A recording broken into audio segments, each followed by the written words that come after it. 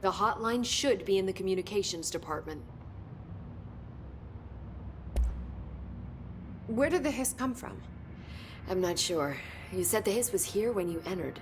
Did you see anything like that outside before you came in? No. No, just inside. The source is internal then.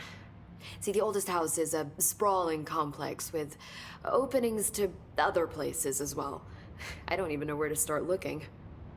But in the context, it's good news. The lockdown holds. The hiss escaping the building would be the end. Pretty shitty world out there if you ask me, but I wouldn't want the hiss to destroy it. With you on that, Emily. You mentioned the oldest house. What is it? This building, the Bureau headquarters, the oldest house, is a shifting place. You've seen it. It transcends its physical limits. I've been to New York a few times. How didn't I notice this place? It's an attribute of the building. This is a place of power. The oldest house doesn't like attention, so unless you're purposely trying to find it, you don't, which is perfect for us. The work we do here is essential, but unstable. The Bureau prefers not to be noticed. And we need strong walls to make sure nothing gets out. So without you, I never would have found the front door. Okay. This Trench guy. I keep hearing him in my head. Is he a ghost? Haunting me? I doubt we're talking about a ghost in the traditional sense, but an echo maybe. See, if he was killed by the service weapon, your gun, maybe it's his final thoughts recorded by the bullet in his brain, like a deep space probe sending back data. But that's just a hypothesis on my part. I'd need the gun to research it. But you better hold on to that given the circumstances. I think I will. Yeah. Can you tell me what an object of power is exactly? This is all, well, new to me. Don't worry, I love going over the basics. So objects of power are mundane objects that house paranatural energies and have developed a link to the astral plane and can thus be controlled, which is what differentiates them from altered items, which are still housings of paranatural forces, but are more volatile and cannot be bound in the peri-utilitarian sense. Got it? Did she memorize this? Got it. Thanks. So HRA stop you from becoming Hiss? Well, it seems that way. I mean, I hadn't even heard of an HRA until a few weeks ago when Dr. Darling started handing them out. Well, I began analyzing mine as soon as I got it. I mean, each one, it seems to emit a powerful short-range frequency way beyond anything I've ever seen. Doesn't the timing seem suspicious? I thought that too. Dr. Darling usually likes to unveil his latest breakthrough in big presentations. With these, he just passed them out. Yeah, his behavior makes me wonder what exactly he knew. Thanks, Emily. I'm sure I'll have more questions soon. Just let me know.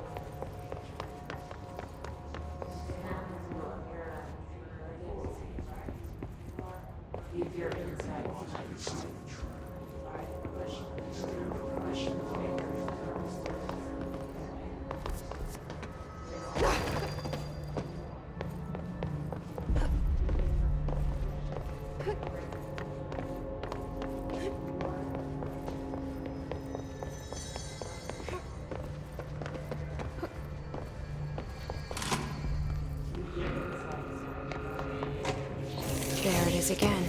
A welcome message.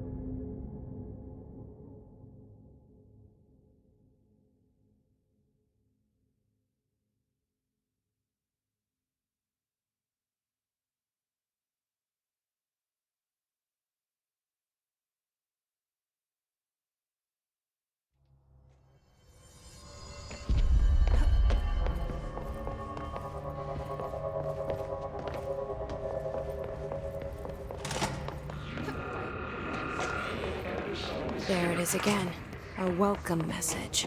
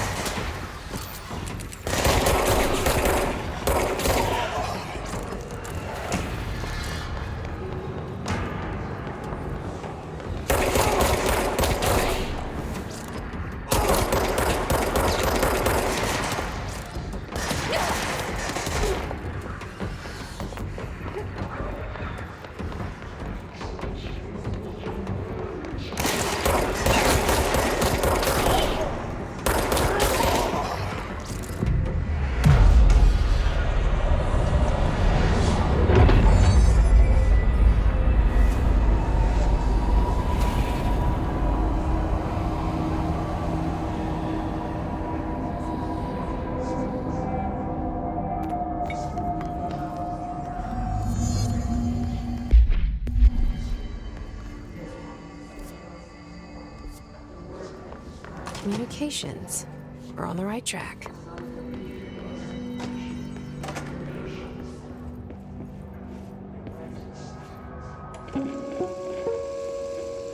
Just look at it. 8 inches wide and capable of storing a whopping...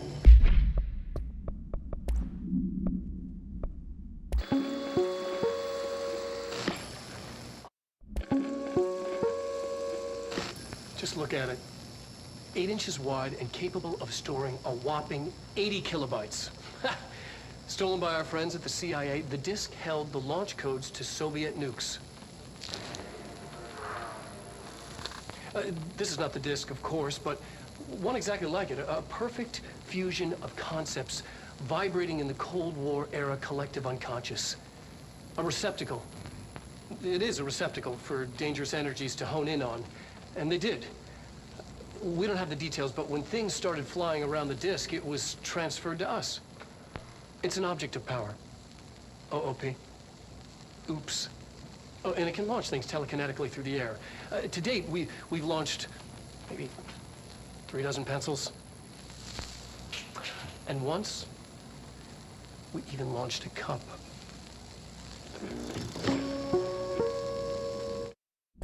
Kilobytes. Stolen by our friends at the CIA, the disk held the launch codes.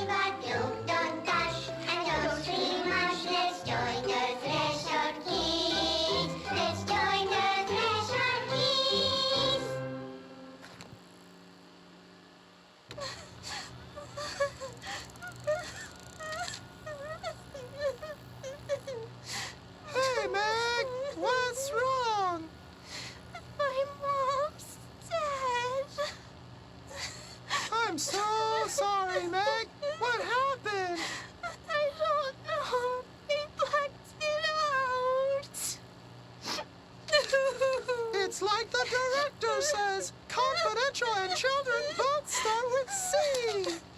The director's a puppet! A dirty, rotten, fart person! Dad says my mama went missing in actions.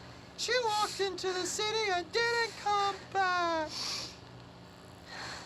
I don't know what missing in actions is, but I sure wish someone would find her. I'll help you look, Topher. We'll find your mama together.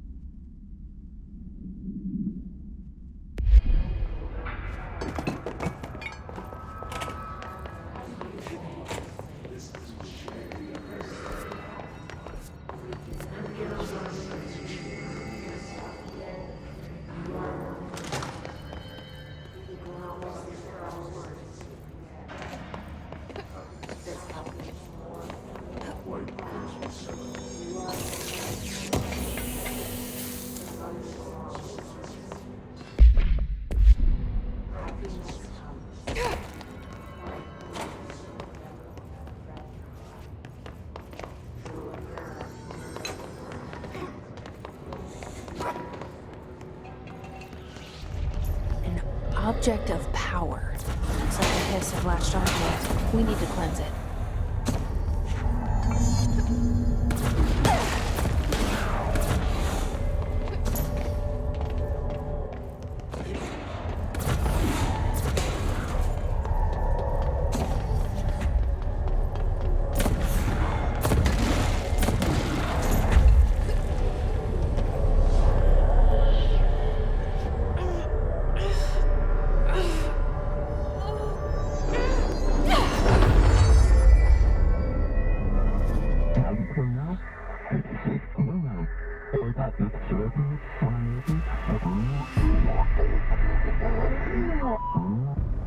It's harder to hear you when I'm here. It's like the channel's been changed. The board's in charge here. They're pyramids in the Bureau seal. Are they really the ones pulling the strings? I'm not their director. I'm no one's director.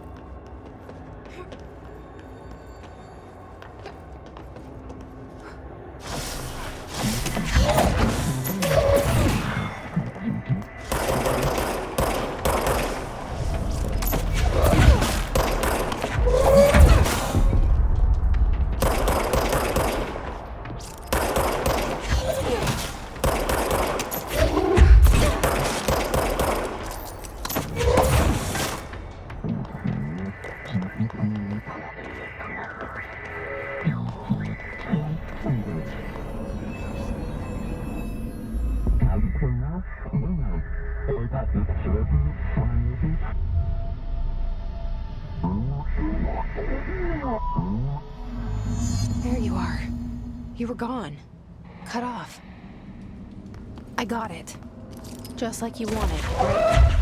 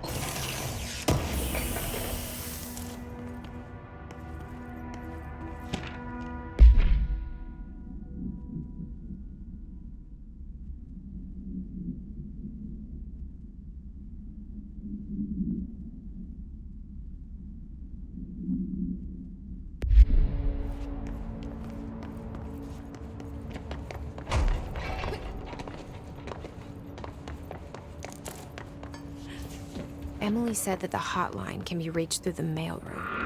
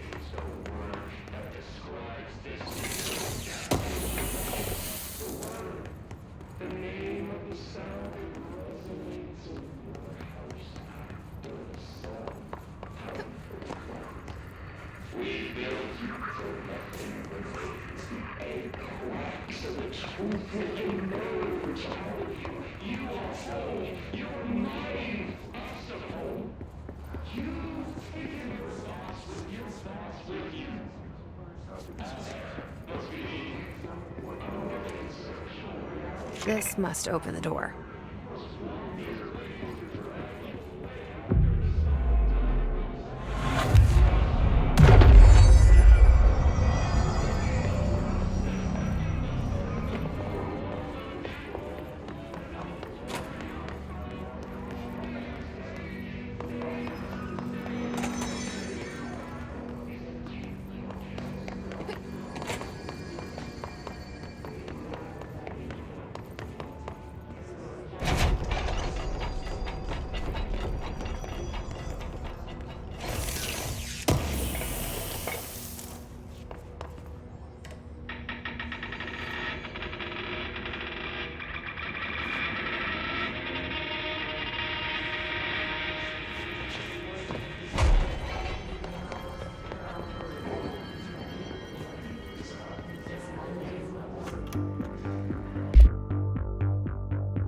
You're listening to America Overnight, mystifying the airwaves for more than 29 years.